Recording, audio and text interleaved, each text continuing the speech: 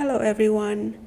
In this video, we are going to practice speaking based on the story, The Fisherman and the Goldfish. Repeat after me.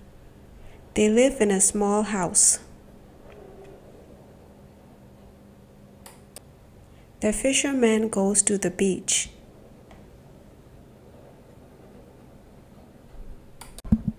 He catches a goldfish. This fish is magic. This fish can talk. The fish is angry. The sky is dark. The wife is greedy. Now you speak.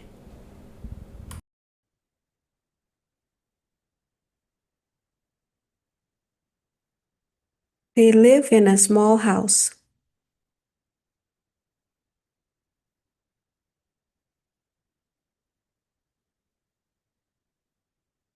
The fisherman goes to the beach.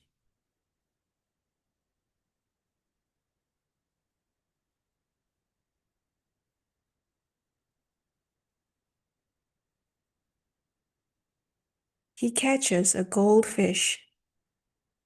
This fish is magic. This fish can talk.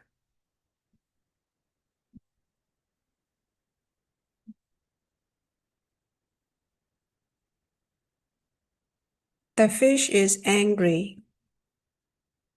The sky is dark.